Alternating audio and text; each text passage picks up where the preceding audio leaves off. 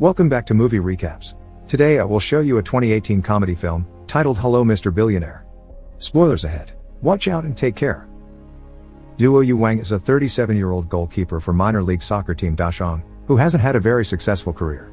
In the past few years, he's bitten an opponent and gotten kicked out of the game for it, played for a female team while pretending to be a woman, worked as a human sushi plate, and even modeled with no clothes for painters. When Mr. Jin calls him to have lunch with him, Duo Yu thinks he's about to be recruited to a more successful team, but it's actually exactly the opposite. Mr. Jin wants to pay him so Duo Yu will lose his next match on purpose, but he turns down the offer, explaining he dislikes fraud and for this, he won't allow the other team to make even one goal. When the day of the match comes however, Duo Yu gets cocky and distracted after catching just one ball, allowing the opposite team to score 5 goals against him. The other team's players even throw him up in celebration for having lost so easily to them. After being kicked out of the team, a depressed Duo Yu doesn't want to leave his apartment, but his teammate and best friend Chang Zhuang visits him and drags him out to take him to talk to the coach, promising he'll get his job back. His plan doesn't go well though. The coach has no interest in taking Duo Yu back, and thinks a dog is already a better goalkeeper than he ever was. When Chang Zhuang threatens to leave if Duo Yu isn't welcome back, the coach laughs and lets him go, considering losing both of them at the same time a great thing for the team. On their way back home, when stopping the car at a red light, a traffic racketeer pretends to have been hit by them. Since he refuses to admit he's acting, Duo Yu and Chang Zhuang grab him, bump him against the car a couple of times and even use his body to clean the car window. A young woman Xiaju suddenly sees them and calls them bullies, recording everything with her phone and calling over more people to be witnesses, not believing the racketeer explanation since she caught them with their hands in the cookie jar. This lands both of them in jail. The one to pay for their bail is Mr. Jin, who tells Duo Yu he isn't actually involved in the soccer business and their meeting the other day had only been a test. He takes them to his office and, after telling Chang Zhuang to wait outside, he introduces Duo Yu to Mr. Yin and Mr. Lai of Guangming Trust Fund. The three men explain to Duo Yu that his grandfather had a brother that fell out with his family and lost contact, causing everyone to think he was dead, but actually, he only passed away last month. Duo Yu is the sole heir to his fortune, but to be able to receive the money, he has to pass a test, which his second grandfather explains through a video he recorded before dying. Duo Yu must spend 1 billion yuan in 1 month, and if he's successful, he'll receive the rest of his second grandfather's money, 30 billion yuan.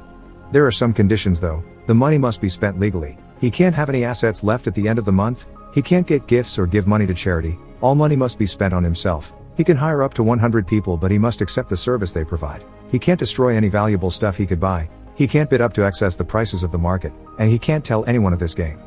In case his grandson can't take the challenge, the old man has added a coward clause. Duo Yu has the option to take 10 million yuan and leave as if nothing happened, which means the fortune would stay in the trust fund for Mr. Yin and Mr. Lai to use, or accept the challenge, which could leave him with nothing if he loses.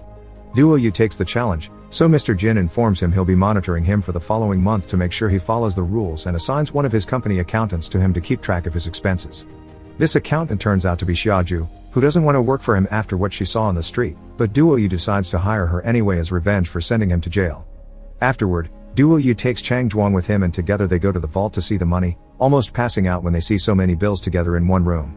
On their way out of the bank with bags full of money, Duo Yu already starts spending it by hiring all the guards working there by promising them excessive salaries. After renting some cars as well, Duo Yu goes to see his old soccer team and informs them he'll be renting them and a team from the major league, the Hongtai, to play against them in the future after he's done repairing the whole stadium. The team doesn't believe he's rich now and laughs at him, so to make his point, Duo Yu makes an excavator come over and drop a bunch of money in the middle of the soccer field. The whole team joins Duo Yu in his cars, although when they take the road, he travels alone with Xiaju to try to hit on her, but she informs him she already has a boyfriend, an orator and educator that talks about spreading positive energy and doesn't care much about money. Shortly afterward, they make it to a very fancy hotel that requires membership, but Duo Yu simply talks to the manager and offers him extra money to allow them to rent the entire hotel for the whole month. And seeing the insane amount of money he offers, the manager accepts before taking them to the dining room for a celebratory banquet. All this falls under the rules, since Duo Yu is allowed to buy things for his employees and he's renting the team now.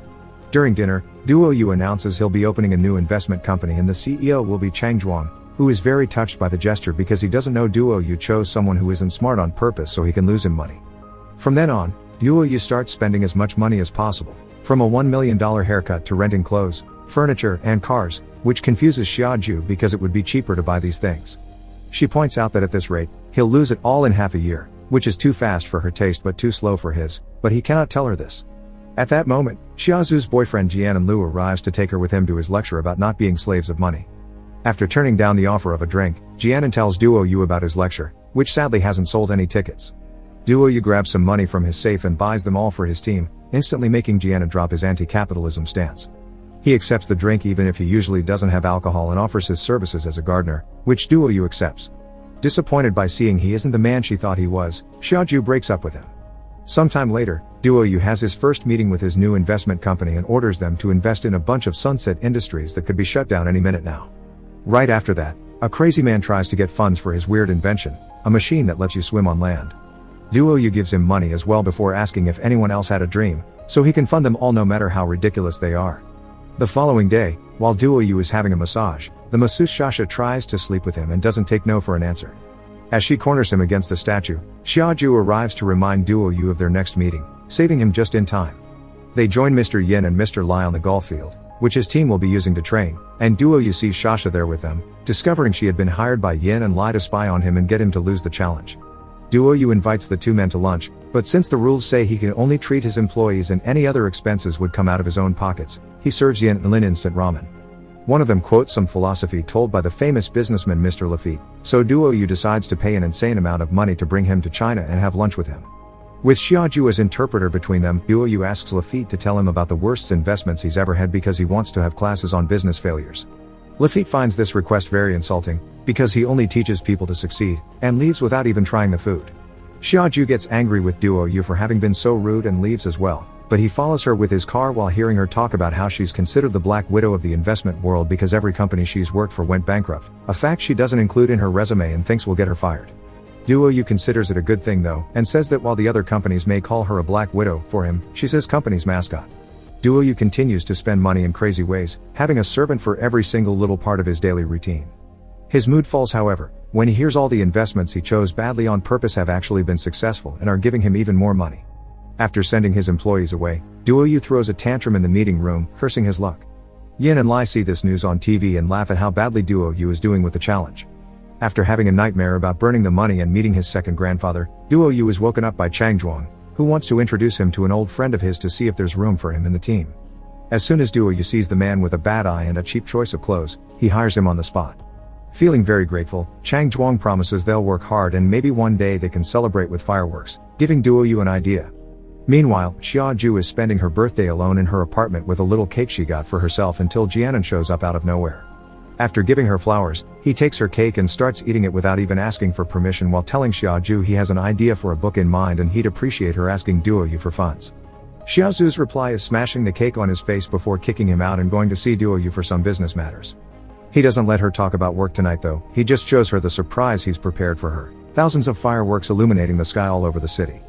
When Xiaoju mentions her birthday, Duo Yu pretends this is her present when he actually had no idea of the date. While she is quite touched by the gesture, she still tells him they can't date because they're from different worlds, and she'll only see him as an uncle or brother. Sometime later, Xiaoju discovers there are posters with her face all over the city that Duo Yu has put up to convince her to give him a chance. There also are ads on TV and the radio asking for the same thing. This puts the attention of the public on her, who follow her around to take selfies with her. She calls Duo Yu to take care of the problem but he just invites her to a concert instead of listening, so Xiaoju hangs up on him and takes a taxi while hiding her face. When the driver stops the car at the red light, the same traffic racketeer from the other day shows up and pretends to be hurt again, making Xiaoju realize Duo Yu hadn't been lying after all. Seeing him with new eyes, she arrives at the hotel and accepts Duo Yu's concert invitation, saying she'd like to know him better. The concert turns out to be a private affair in the hotel with her favorite singer. After dancing and taking pictures with him, Duo Yu takes Xiaoju out for dinner, then they play soccer with some kids at the park and have a lovely walk together by the river. Meanwhile, Yin and Lai call Jianan and hire him to help them make Duo Yu lose the challenge. Speaking of Duo Yu, he falls under more stress when he sees his soccer team partying instead of training and Chang Zhuang informs him the company has made another billion. After punching his friend, Duo Yu throws himself into the swimming pool to calm his nerves and while remembering everything he's learned so far, he gets an idea. After getting Mr. Jin's approval, he makes a special presentation at the mall announcing his new project, a fat insurance program. You only pay 1 yuan for it, and the company will pay you back for every gram you may lose.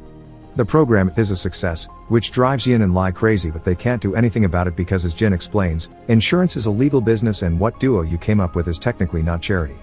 A huge amount of people sign up and start exercising all over the city, sometimes under the guidance of Duo Yu himself. Gyms are crowded, and people begin to use alternatives like normal stairs and even the land swimming machines. This project earns Duo Yu an award as Humanitarian of the Year, and when he goes up to the stage to receive it, he tries to explain he's not doing this to help people but because of business reasons, but nobody takes him seriously. When the day of the soccer match finally comes, the players of the Hung Thai team promise they'll break a record and make a 2-digit number of goals.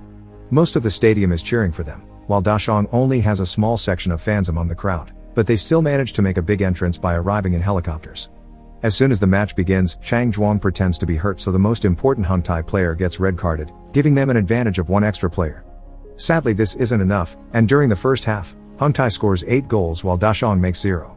Duo Yu thinks they should at least stop them from scoring 2 digits to keep some dignity, so during the second half, they try some ridiculous tactics like forming a circle of players around the opponent. This is still not enough to stop them from making the 9th goal, so the Dashong goes for their last and most desperate strategy, putting all players in front of their goal to stop any incoming balls, even if they have to use their faces or groins to achieve it. Meanwhile, in the audience, Xiaoju finds Jianan and tells him his payments have been missing on the paperwork, which he has been doing on purpose to make it seem like Duo Yu is spending less than he is. Tired of hearing her defend him, Jianan finally tells her the truth about the game, claims Duo Yu is just using her, and tries to win her back, but Xiaoju hits him with her purse and leaves the stadium, intending to tell Mr. Jin about all this. Jianan chases after her, following her into some shady parts of the neighborhood. Back to the match, the Dashong team is defending the goal to the point of bruises and bleeding. This determination earns the sympathy of the audience, who starts cheering for them, and even their coach tries to join the match when they run out of substitutes, but he slips on a water bottle and is out of the game before he can even do anything. Thankfully, having each other in their memories as a team together with the public support is enough for them to hang on until the end and not let a single goal more happen. When the referee ends the game at 0-9, the whole stadium celebrates as if Dashong had won, because stopping such an important team from reaching 2 digits feels like a victory. In the middle of the celebration, Duo Yu gets a call from Xiaozu's phone, but there's a mysterious voice on the other end of the line telling him he's kidnapped his girlfriend, sending a picture to prove it. Duo Yu thinks this is another plan by Yin and Lai, so he hires some criminals to make them confess, but they only admit to having hired Jianan to fake the bills, nothing else. Duo Yu gets another call from the kidnapper then, showing him how he's pushing Jianan off the edge of a building and threatening to do the same to Xiaoju if he doesn't pay 10 million before 6 o'clock. Duo Yu now is in a difficult situation, because if he pays to save Xiaoju, he'd be breaking the rules of the game and lose his second grandfather's fortune.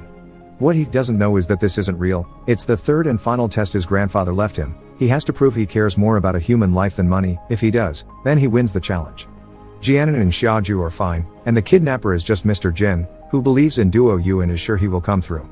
As the hours pass, however, Duo Yu spends them drinking and singing at the karaoke and doesn't show up in time. At 6 o'clock, Mr. Jin and Xiaoju get ready to leave, feeling rather disappointed, but when they're about to take the stairs, they find Duo Yu crying with his bags of money, ready to exchange them for Xiaozu's life. Mr. Jin congratulates him on passing the test and plays the last message the grandfather left for Duo Yu, making him wonder how come he never got married or had kids when he was so rich. Mr. Jin reveals then he was the grandfather's significant other. Many months later, Duo Yu and a very pregnant Xiaoju come back from traveling around the world. Now they've enjoyed themselves enough, they're ready to donate all their money, but they interrupt their paperwork process when they realize they need to keep at least some for their future baby. The couple starts making a list of things they need, and while it starts pretty basic, it becomes filled with enough extravagant things that will end up with them donating nothing. Make sure to subscribe and turn on notifications so you can watch more videos like this. Thanks for watching.